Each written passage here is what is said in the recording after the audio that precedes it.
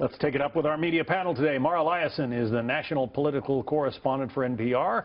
Rich Lowry is editor of National Review. Both are Fox News contributors. Thanks for being here this morning. Hi, John. Mara, to you Good to be with first. you. What do you think about what Gerard Baker had to say there on Meet the Press? I think he's expressing the view of a lot of different editors. That is, they're going to try to evaluate what politicians say.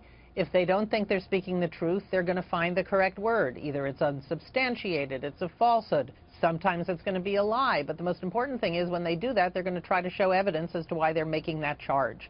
You know, if somebody says they saw Muslims celebrating on television at 9/11, well, that's something that's pretty easy to check. You can go back and search the archives.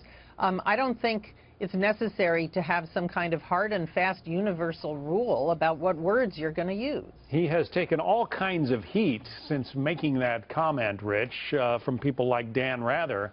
Right. Rather put this post on Facebook. He says, this statement from the editor-in-chief of the Wall Street Journal about how his paper will report on Donald Trump's potential future lies is deeply disturbing.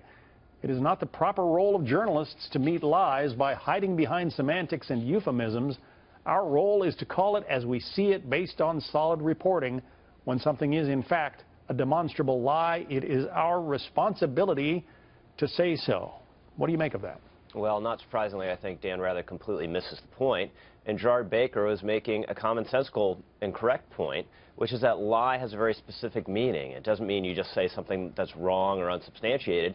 It means you had some intent to deceive. And on top of that, lie is really a radioactive insult in our political discussion. I think it should be, except for in really extraordinary circumstances, it should be limited to politicians and opinion type should be hurling that word around instead of editors throwing it into headlines willy-nilly the way we saw over the last year. And that was almost exclusively, as far as I could tell, that word was directed at Donald Trump and never at Hillary Clinton, which gets sort of to the deeper political agenda that was at work here. Yeah, it raises questions as to whether, you know, the political affiliation of the person in office determines whether or not they get branded with the lie word, Mara.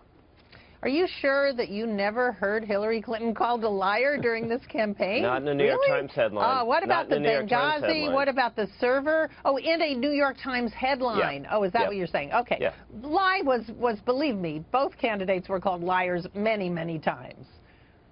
But the distinction is, look, opinion types, politicians, they're going to hurl that word around. What was different this time around, it was used in news stories, it was used in headlines in prominent newspapers that are supposed to be unbiased, and almost always it was directed at Donald Trump. I didn't see a New York Times headline that ever used the word lie about anything Hillary Clinton said about her server, and she said things that were false about her server.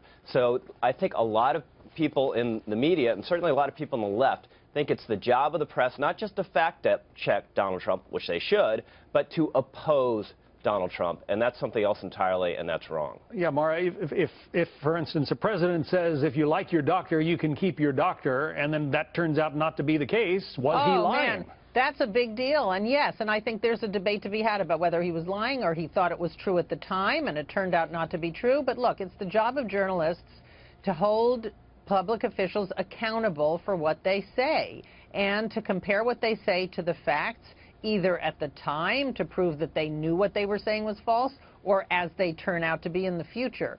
But I don't think, you know, it's funny, that last comment that in the Dan Rather quote, that's not something that Gerard Baker was disagreeing with.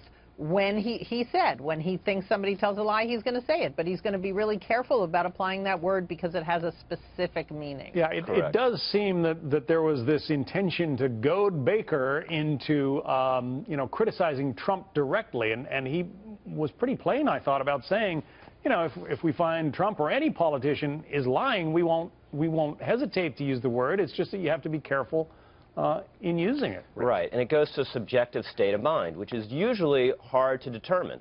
But if you come up with internal memos to a politician saying, we know this is actually false, but you should go out and say it anyway, that is clearly a lie, and if journalists have evidence of that, they should report it as such. But I don't think they should loosely hurl the word around, one, and two, just use it largely against one side. And I think we saw both of those in the campaign over the last year, and it was a mistake. It'll be interesting.